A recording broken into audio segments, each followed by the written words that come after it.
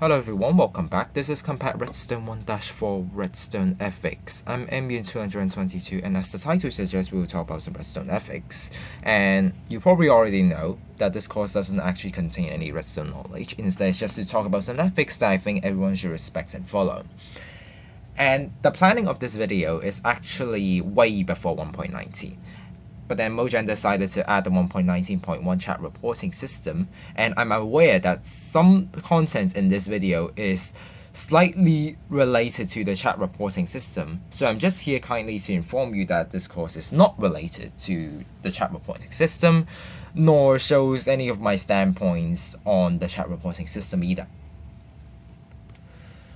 Now, the popularization of Redstone began at the very start of Minecraft, and this obviously made a lot of new Redstoners and Redstone content creators to be introduced. And new Redstoners are introduced even to various creative servers. And that is a good thing because that, they would continue the popularization of Redstone. But then some behaved poorly, which is kind of disappointing. And it's also nice to see that many Redstone content creators popped up, but then some are just simply stealers. They literally steal other people's creations for content and for views. And this is just to educate new Redstoners and content creators on ethics that they should respect and follow. Now, this video has two sections. One section is about new Redstoners when joining creative servers, and the other one is about content creators on what they should follow in making content, basically. Now, for server-wise, so first off, don't be toxic and be respectful. I think this is a basic human manner that everyone should be able to do that. And although it doesn't really sound obvious, but then some people actually fail to do that. Now, the reason is that Redstone can be competitive, and there are many competitive Redstoners as well. And just because someone is better or worse than your Redstone doesn't mean you should be mean to them. And this is actually the point where people might start to get a bit toxic because, Redstone knowledge difference can lead to some toxicity. And we all know that Redstone requires accumulated knowledge, and some may be talented Redstoners, while others might be just starting out. So please be respectful to each other's differences. And in general, jokes are allowed, but then I think that both the speaker and the listeners should both agree in a joking manner. Basically, both of the two people should know that they're joking, and the joke should be without disrespectful intentions. Now, I'm saying this is because some people are more intolerant to jokes, and people should be aware of some people's intolerance to jokes, and they should respect that and try to not make jokes that would irritate them, basically. And this is a clear rule. Never attempt any verbal violence and harassment because, they can be illegal. And if you say that in real life, you basically bear legal responsibility. And so do you saying that in the online world. So don't do that. And in general, just respect each other. I think this is a very basic human rule that you should follow. So, yes. And this is more specific to creative servers. Don't break or spam creations. Now, some people may join Redstone servers to learn Redstone by looking at people's creations. That's great, that's nice, because you quite frankly learn a lot from people's circuits. But then, a few of them may find it fun to spam the input of their Redstone creations to break them. And I'm not sure why. Maybe it's just for the fun of it, or just see the Redstone behaving not as intended looks fun to them. But then doing this, you are actually disrespecting the person who built the creation and wasting their time fixing the build. Because once you break the build, it takes time for them to fix it, and sometimes it can take quite a long time, to be honest. And not only that, you may also face consequences from the server rules. So, for example, bans or warnings or something like that. And obviously, you don't want that to happen to you. Now, if you accidentally break a contraption, don't just leave it behind and do nothing. You should leave a message to the creator and apologize. I'm sure that most of the creators are good enough to forgive you. So just inform them that you break their creations and you're sorry about that, and just everything will be sorted basically if they know that you are not doing this intentionally. The third one is another specific thing towards creative servers is that don't try to lag servers, exploit bugs, or commit harmful pranks. Now, there are a lot of ways to lag servers. Obviously, I'm not telling you to do it, but then just saying for a few examples, like running redstone clocks or placing too many entities. And I've seen a lot of people do placing entities just to lag the server. And yeah.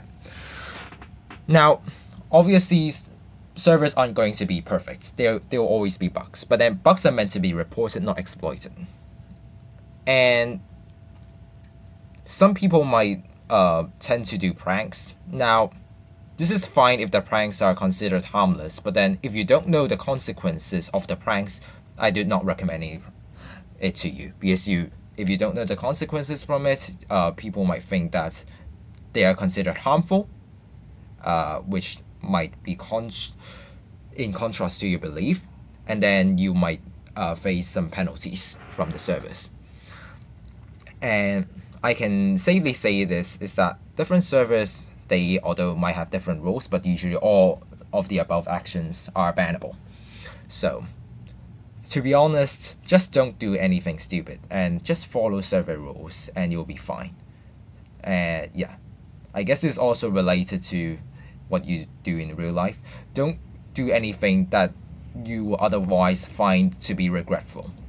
So, just think clearly before you act, basically. Now, that's already all for creative server side. Now I will talk about the content creating side. Although this also applies to some creative server stuff that I will also mention. This is pretty simple. Don't steal creations. Now, the word steal might have a lot of definitions, but then I usually approach this using a more strict definition. Claiming something that isn't built by you is also stealing. So don't just say that you're just claiming that you built this when in fact the original creator isn't by you. That is also an act of stealing. And if you're strict, building something in your creative server plot that isn't originally by you is already stealing, because you are showing this in public that you claim yourself to be the creator of this creation when in fact the original creator isn't yourself, and this already causes stealing basically. And now, making any content about creations that aren't originally made by you is also considered stealing, obviously. So, and unfortunately, some people decided to make this a trend, and people make YouTube videos of Redstone creations that aren't made by them, literally. So, that's unethical, and they risk the chance of getting exposed and is borderline illegal. I say borderline illegal, not exactly illegal, for a reason. I'll explain it later. So, in general, obviously just don't try to steal creations. Not only will you face some server penalties if you're doing this in a creative server, if you're doing this online, it might hurt your reputation basically. So just don't do that. Just be honest to yourself. And if you decide to use any Redstone ideas or creations that are made by you, please credit the original creator. And I'll also explain this a bit soon, which is basically now. Credit people properly. And by that, there are some few details. If you are using some partial Redstone circuits or even Redstone ideas from others, you should also credit them, basically. And make sure you properly credit people. And what do I mean by properly credit people? For example, in multiplayer creative servers, you want to credit people by placing down signs, writing down their names, basically, like made by someone, or placing player skulls of the creators. This is also a proper credit, basically, because people can access the skulls and know the owner of the skull, and basically you represent the creators by having their skulls instead. And this is also one of the popular ways to do that. Now, if you're publishing any content and you decide to use other Redstone circuits or ideas made by others, make sure to credit people by linking their YouTube channels or related videos if there are any, or simply provide links to the original content uploaded. It might not be YouTube, it might be in other multimedia servers or websites, but then just provide links to the original content uploaded would be already okay. And I would usually suggest people to announce verbally for crediting in videos, just to show that you are not doing any lazy credits. Because doing lazy credits, again, you're basically just disrespecting people. Although you still did the credit, but then you are still disrespecting them, because you otherwise would make your credits meaningless, as the effects of the credits isn't really shown. Now, what do I mean by lazy credits? Like basically putting down names without links. And who knows those names, to be honest? People won't be finding those names, and then they would expect to find people. And if you really want to do a proper credit, you should always provide some links at least. And yeah, so that people can access to the original creators easily, basically. Now, in my videos, I always follow the rules of credit. You can always see that. And for example, there is my Compact Redstone series. I have a 1-2 Properties of Redstone Components 2. So in one of the questions, I use a non-seamless triple pixel extender, and you can see how I did it in, for example, a single player world even.